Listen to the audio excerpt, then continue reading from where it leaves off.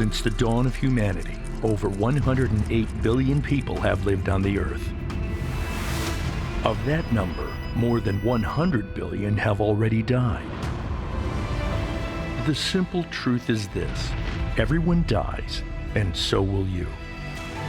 So what happens after you die? Is there an afterlife or a continuing consciousness? In a world full of conflicting opinions about this issue, whose opinion should you trust? Survey professionals say the top 5 most trusted professions are doctors, nurses, scientists, teachers, and first responders. Join us as we examine how these trusted individuals dealt with the single most traumatic event that changed their lives forever: their own deaths. This is their story of life beyond death from the NDE files.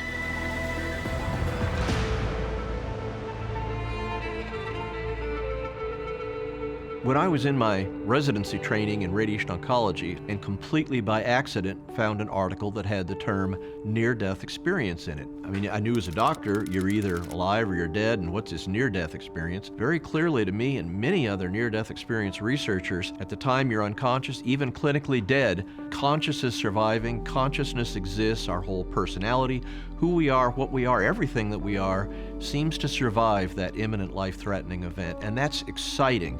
Physicians who have near-death experiences, and practically to a person, these people will say that before their own near-death experience, they didn't believe that these experiences were real.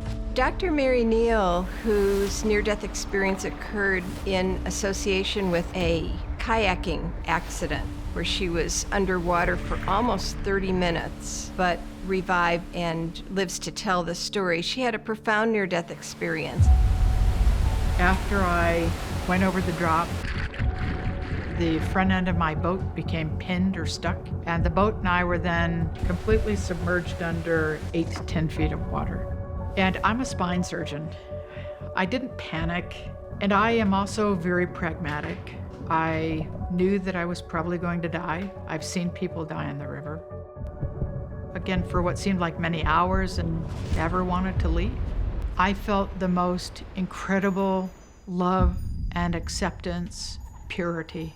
It was something that can't be expressed with our words.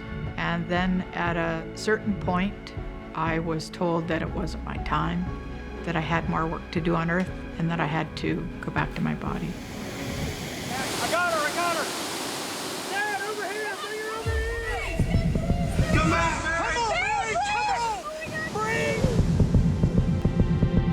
Honestly, I'm not half the girl I was when we used to be. When I was sent back to my body, I was really filled with one overwhelming emotion, which is that I could not believe that I had to come back.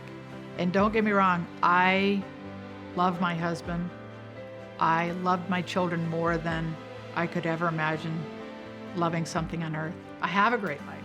I had no issues. I had every reason in the world to come back and choose to come back. But despite that, I, like most people who have had near-death experience, had no desire to return.